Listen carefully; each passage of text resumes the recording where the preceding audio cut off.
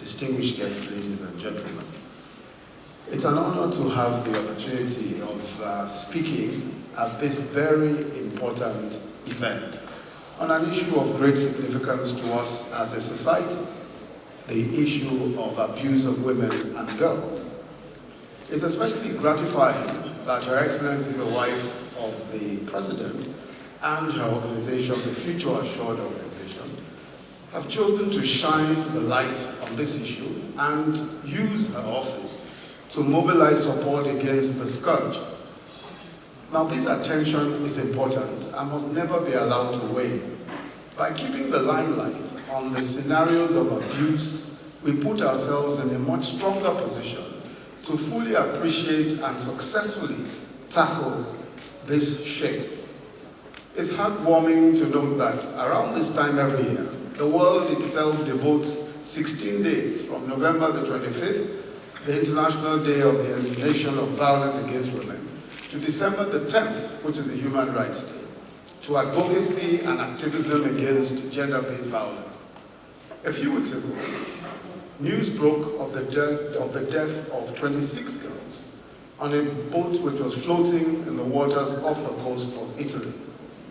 By some indications, many of them, some of them, could be Nigerians.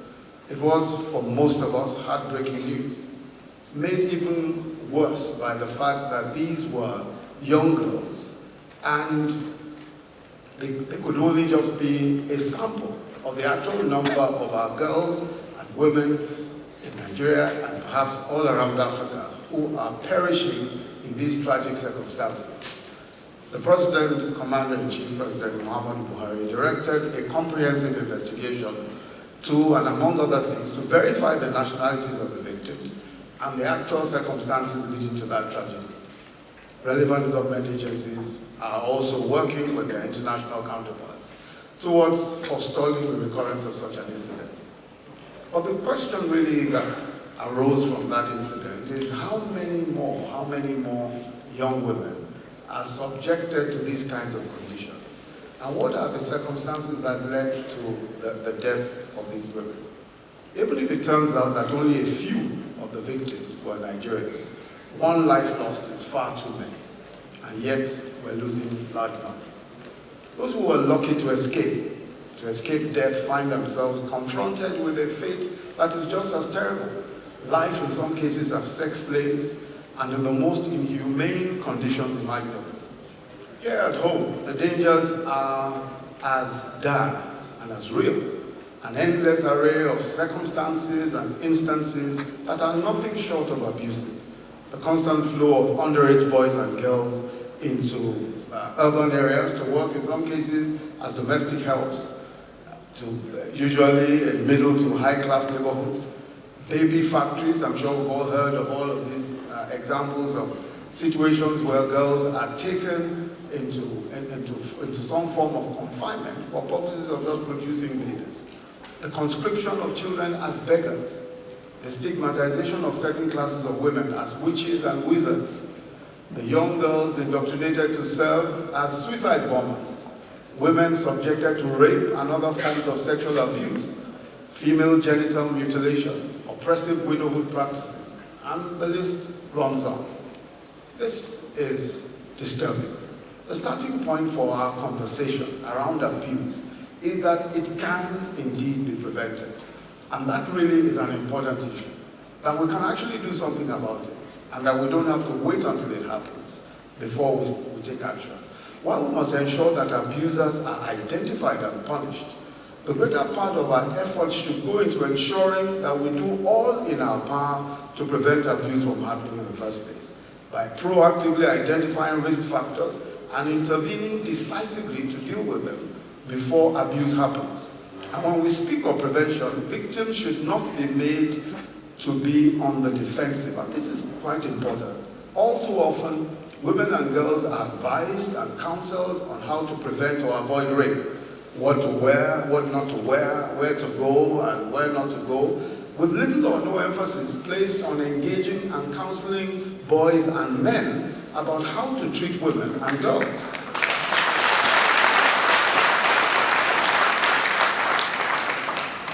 The case for treating women and girls with equality and dignity is a self-evident one. Women account for a significant part of our nation's talent pool. As a matter of fact, we're told that as a matter of ratio, it's probably 50-50. 50% men, 50% women. As do young people also under the age of 18. Nigeria's progress and prosperity, therefore, is greatly affected by our ability to safeguard women and girls. We must never become accustomed to condoning the abuse of the most vulnerable people in our midst, or to turning a blind eye to exploitation. A number of institutions in our society, social institutions, cultural or religious institutions, are sometimes complicit in the perpetuation of these forms of abuse. Now, government's share of the burden of responsibility is clear, especially considering that government has the monopoly of law enforcement, especially regarding gender-based violence. Already, the Rule of Law Advisory Team in the Office of the Vice President is collaborating with relevant agencies and non-governmental organizations working in the area of sexual and gender-based violence in the enhancement of reach and access of their protective services to victims. The team is working in collaboration with the Federal Ministry of Women Affairs and, of course, with Future Assured now to set up a national sexual and gender-based violence response team that brings together all relevant line ministries and agencies, including the Federal Ministry of Health, Justice, Education, the Nigeria Police, working closely with states and local governments, as well as community-based networks and civil society organizations to address the various aspects of sexual and gender-based violence. We formed strategic partnerships with relevant stakeholders, local and international, including the British Council, and partners West Africa, Nigeria, all of whose commitments have proven valuable in supporting our efforts to succeed in the war against gender-based violence in Nigeria.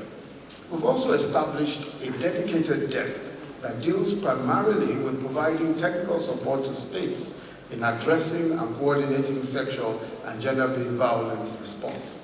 That desk is already supporting the administration of the Federal Capital Territory and is in discussion with stakeholders in a number of pilot states to identify and train service providers to establish strong protocols and operational guidelines for gender-based violence response, and also to raise awareness about gender-based violence and supervise welfare services to ensure that beneficiaries are getting a high quality of service. Law enforcement is, of course, critical to all of the efforts that we're making. The needed legal and policy frameworks are already in place in Nigeria, so we have no question with the laws. The Constitution of the Federal Republic of Nigeria, the National Gender Policy, the Violence Against Persons Prohibition Act, and at the international level, we have the international instruments promoting women's human rights. What is needed is the judicious implementation of already existing law. What is needed is enforcement. And this requires the active collaboration of the law enforcement agencies, the judiciary, and of course, there is a need for the judiciary also to be trained in gender-based violence concerns. Sometimes there isn't enough understanding of the sorts of harrowing conditions that people go through, especially young girls and young women who have been raped. And it's important for our law enforcement and especially our administration of justice system to be specially trained and to be sensitized to the various difficulties in ascertaining whether crime has been committed against vulnerable women or girls. It's my hope that as deliberations continue over the course of today, all of the critical issues will be exhaustively considered. And I really look forward to some of the results of this, especially, I'm sure a lot of that will enhance the work that we're doing already in the Rule of Law Commission. In your deliberations, I'd want to see some emphasis on the role of men and boys in the war against gender-based violence, the role of community and religious leaders as influencers of norms and practices the role of citizens as effective mediators and the voice of victims in determining interventions, the need for alliances, collaborations, strengthened institutions, and for additional research that will provide strong evidence base for more informed decisions on sexual and gender-based violence at all levels. It's also my hope that the workshop will end with some commitment, some renewed commitments by all of us and stakeholders to the fight against sexual and gender-based violence and the protection of the rights and dignity of all the women and children of our nation. Once more, I'd like to commend Her Excellency, the wife of the President, and her team at the Future Assured for her critical and selfless intervention in important social causes and issues. I want to say that your approach is the right one. One of the reasons why God gives us an opportunity to serve is that He expects us to speak and act for the voiceless and the defenseless.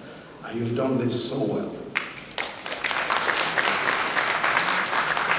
It is now my very special pleasure and privilege to declare this workshop open.